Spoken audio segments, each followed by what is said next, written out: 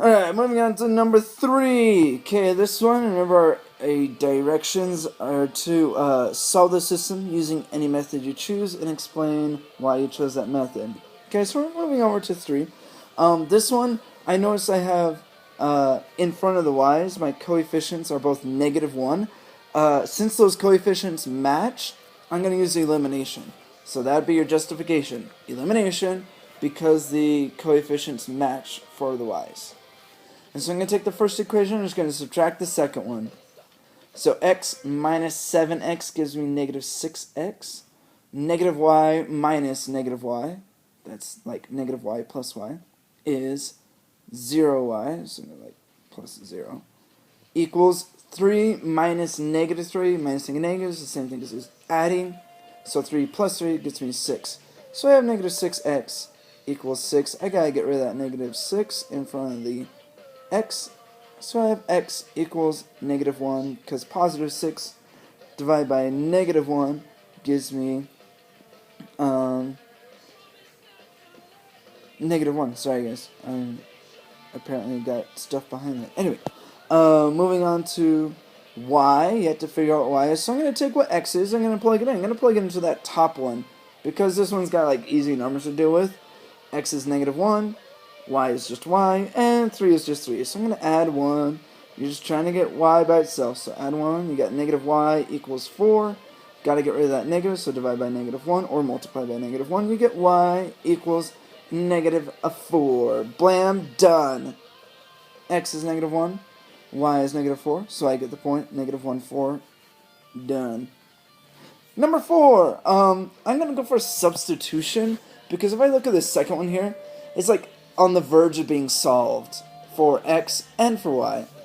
If I just divide both sides by 6, I'll have y equals x. And so, for like if I were on the test, right, justification, I'd say substitution because the second one is usually solved for y. Excellent. So second one, divide by 6. I'm going to get y equals x, okay? This is useful because you can plug it into either the x there, or you can plug it into the y there. Okay, both options are okay. You just have to remember which one you're going to plug into. So, I'm going to take y equals x, and I'm going to take this x, I'm going to plug it into the y right there, because y is the same thing as x. So my first equation there, I get negative 7x plus 2x, in parentheses, equals 18. Whoa, that's a hideous 8. 8. Okay.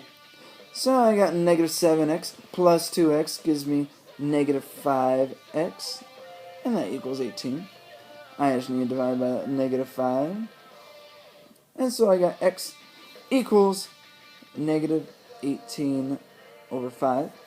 Or, if you were to like do it as a mixed fraction, it'd be negative 3 and 3/5, or any plethora of other items such as negative 3.6.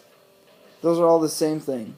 Okay, and since y is x, y is also going to be any of those three options: negative 18 over 3, negative 3.6, etc. Whatever, whichever one you choose, all are fine.